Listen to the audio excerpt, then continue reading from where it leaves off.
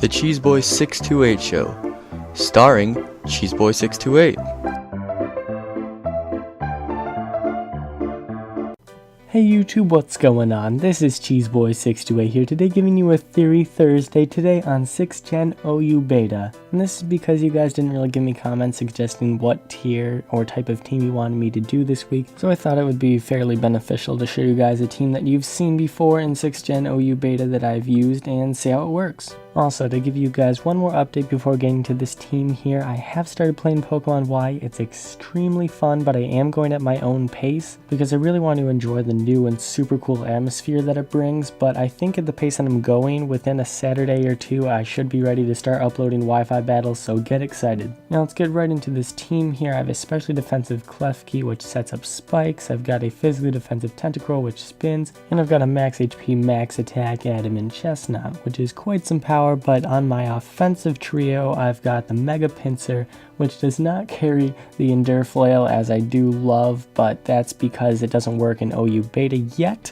but once it does, I'm sure to bring that set back. And then I also have Scarf, Garchomp, and then Banded Talonflame, very powerful threats. The team is very powerful and very fun to use, so let's see why it works. So one thing I really enjoy about this team is the defensive core is relatively balanced. There's not really one huge weakness that it has that could really penetrate this team. So as you can see, that Rotom Wash tries to get through. Nope, I got that Chestnut. Even though it's not especially defensive, it can take its dual stab relatively nicely. And then even though my Klefki is specially defensive, it's going to do pretty well against the Talonflame. And I'm thinking, oh, I'm probably going to die from Flare Blitz, so I'm going to go for a Swagger. And thankfully, he actually does hit himself in confusion.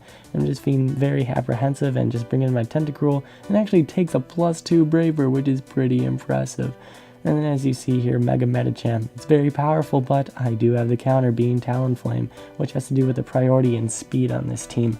I do carry the Quick Attack on the Pinsir, and with Aerolate, it's just ridiculously powerful. And then of course, Gale Wings, Brave Bird, it's super powerful too, and it doesn't really have a ton of counters, although Rotom Wash is a pretty decent counter to Talonflame, but of course I have a counter of that being Chestnut. And also, it's physically strong, I'd say. I have a ton of physical threats, and maybe that could be my downfall, but right now talking about greatness of the team, it's got a ton of threats that Blissey is not going to have a fun time with. As you can see, once you get up a bunch of hazards, and since my opponent no longer has a spinner and doesn't have Defog, it's going to be very difficult for it. But if you saw there, I went for the Spiky Shield, and that Medicham didn't take damage from the Psycho Cut.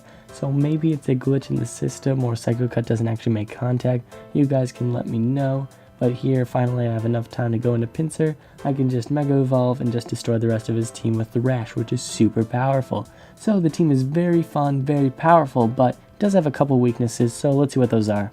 So as I was talking about in the first video where I have a ton of physical threats, I don't really have special threats because I have Klefki with Dazzling Gleam, and then I have Tentacruel with Scald.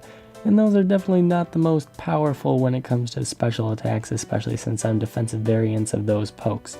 But it won't harm me too much as there aren't really physical walls that this team has trouble countering. Now this team does have a slight trouble against Scarfer / Ditto, and he does carry a Ditto as you can see here, which is why I use this battle here. And although I do have a Scarfer being Garchomp, it can't necessarily counter everything, of course.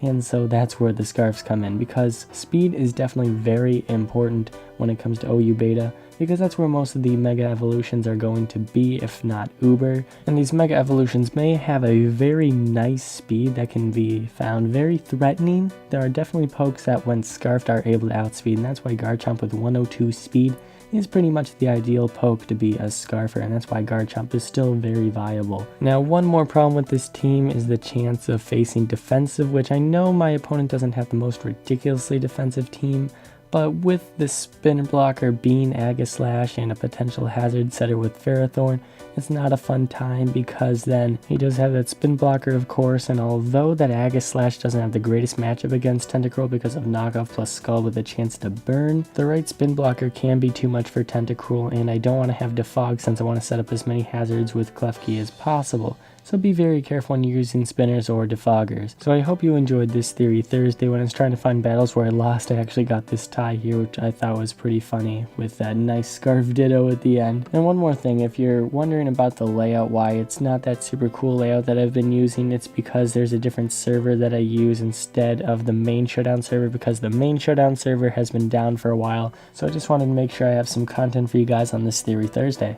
So thank you all for watching, like, comment, sub, and until later, peace.